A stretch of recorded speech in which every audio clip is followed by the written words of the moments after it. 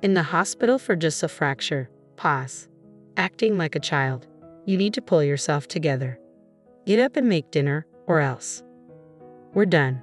How could anyone react that way to news of their wife in the hospital instead of expressing worry first? Most wouldn't get it, but this is my husband. I can't handle it anymore. I was at my wit's end, but there was someone even angrier with my husband than I was. That turned out to be his own parents. I wonder how he'll respond when they intervene. I'm Eileen, 29 years old. I landed a job at a well-regarded company right after finishing college, even though I don't work at the main office. My salary's quite good. My husband Matt is 32. We met at a client's office, and after a few meetings, he took the initiative to swap numbers. He later invited me to dinner, and after dating for a year and a half, we took the plunge when he proposed. Looking me in the eye, he said, I want to spend my life with you. Eileen, will you marry me? I'm happy, but are you sure about us? I want you, Eileen. You're the only one who makes me feel truly happy when we're together, Matt. Thank you. I want to spend my life with you too. We were showered with blessings at our wedding and pledged to love each other forever.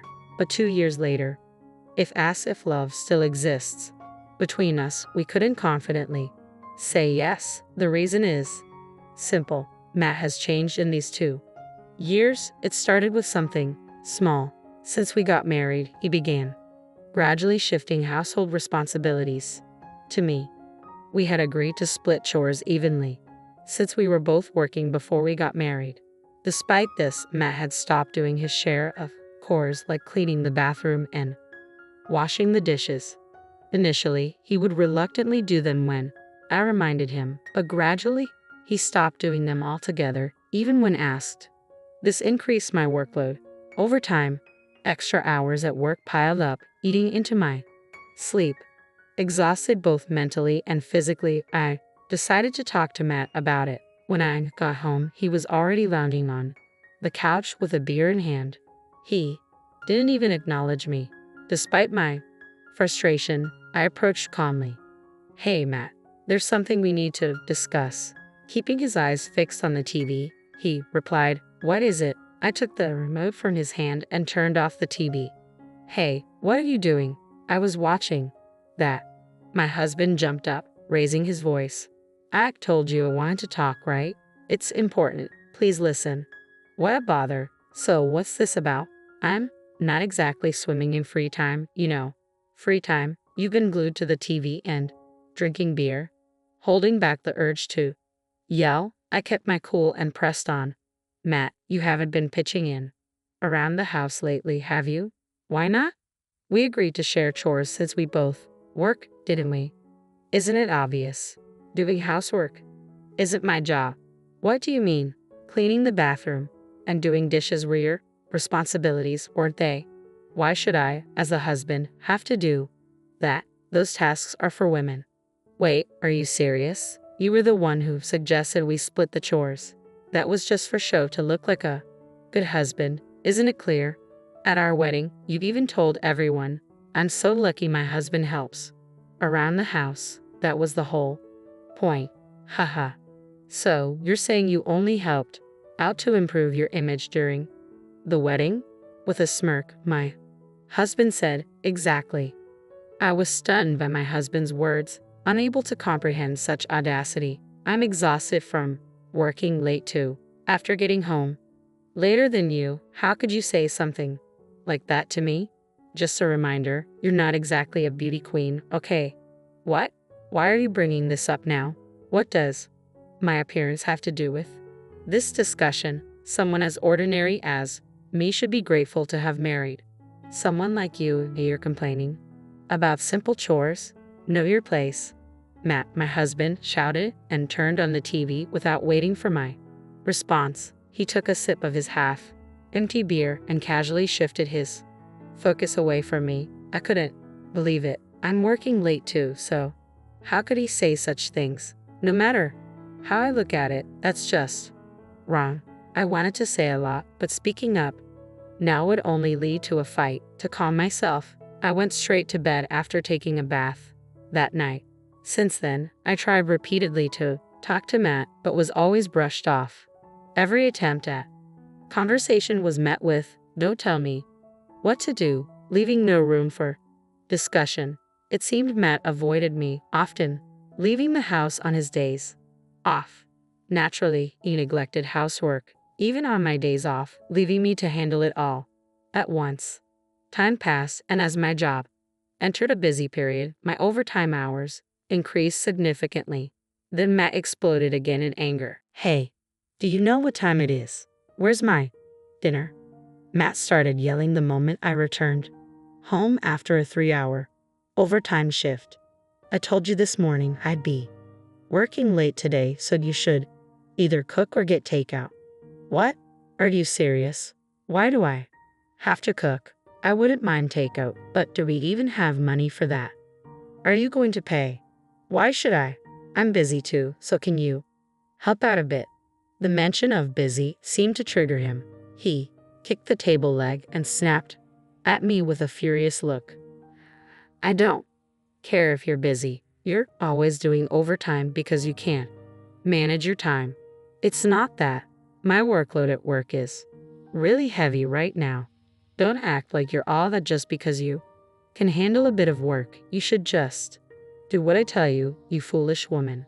From that day on, I kept my distance from Matt to avoid his scolding.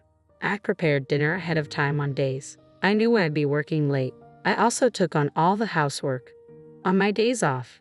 Looking back, maybe I should have left him right then and there. But even then, I couldn't bring myself to truly hate him. Living like this, my burden gradually became too much to bear. After 2 months, both my body and mind were exhausted, and I lost my motivation for work. One day, on my way to work, I slipped on the subway stairs and fell. Though I remained conscious, I lay immobile, ripped by pain, and had to be transported by ambulance. Even upon reaching the hospital, the agony persisted, restricting my movement. After completing all the tests, the doctor entered my room and said, "You've fractured your leg and have bruises on your arm and back. You must be in a lot of pain."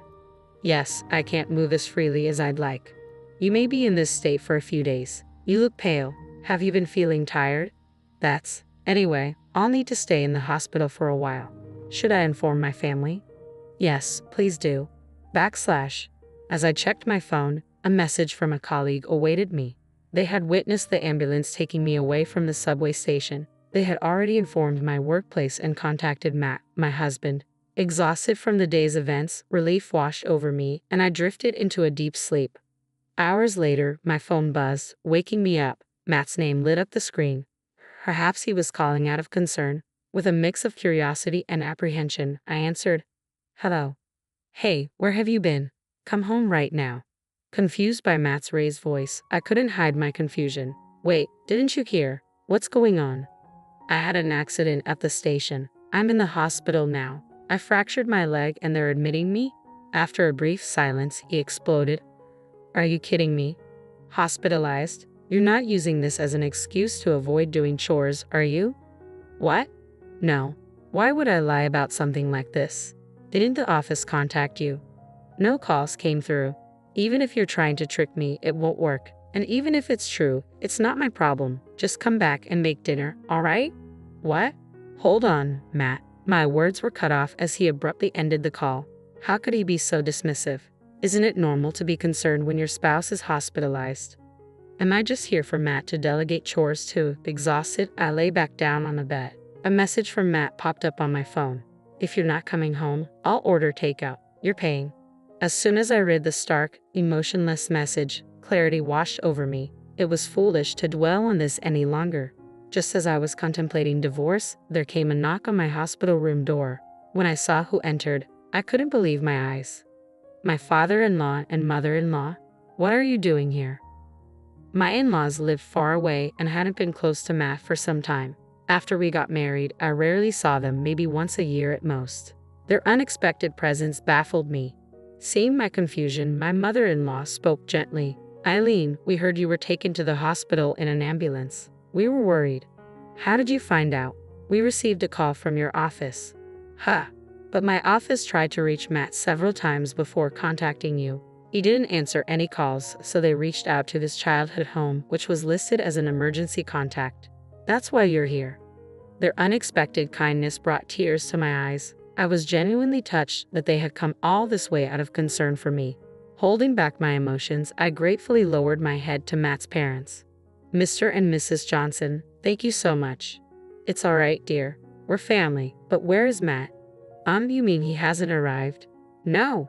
They seemed surprised by my answer. Just then, my phone rang. It was Matt calling. Hello. What's wrong with you?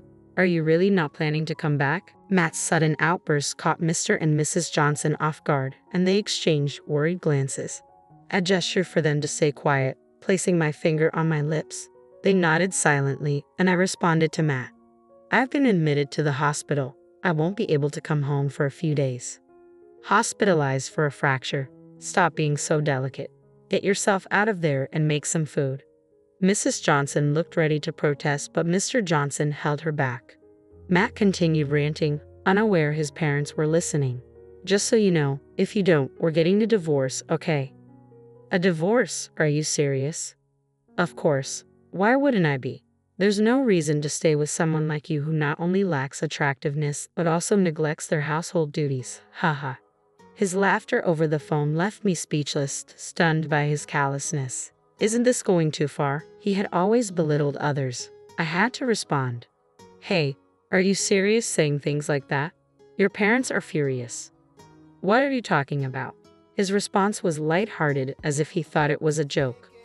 I handed my phone to my in-laws and let them take over. They unleashed a fierce reprimand through the phone. Matt, how could you say such things to Eileen? How can you be so heartless when your wife is in the hospital? We don't even recognize you as our son anymore. You're disowned. Wait, hold on. It's not what you think. There's a reason for this. There's no excuse for your behavior. All you do is spew venom. I'm ashamed to call you my son. Apologize to Eileen right now. Feeling cornered by his parents, my husband suddenly turned on me. Eileen, enough. Using my mom and dad like this. Exploiting them. It's your fault for not answering your company's call, isn't it? That's why they had to get involved. They called that number from your office. How misleading. Fine, I'll divorce you. Are you okay with that? I released all the pent-up anger and resentment, standing my ground. Divorce? Bring it on. I want nothing to do with a man like you. How long will you continue to think you're above everyone else? I have no reason to stay married to you anymore. If you understand that, never show your face to me again. Get lost, you piece of garbage. Following the divorce from my husband Matt, he initially hesitated, but with the help of my in-laws recommending a divorce attorney, we managed to separate amicably. The divorce brought significant changes to Matt's life. He began eating out for every meal, and his health declined. Unable to manage his laundry, I heard he showed up to work in wrinkled suits and shirts. Consequently, his reputation among coworkers took a nosedive. Did you hear? He didn't even visit his wife in the hospital. That's pretty messed up. Well, no wonder she left him. Ha ha ha. Over time, Matt began to skip work without giving any notice. With no one supporting him, it seemed inevitable that he would soon be pushed to resign. On the contrary, I was discharged from the hospital and returned to my usual work routine. Despite now being divorced, my job kept me occupied, lessening the impact more than I had anticipated. Moving forward, if I have the chance to meet someone new, I'll carefully evaluate them to ensure I find genuine happiness next time.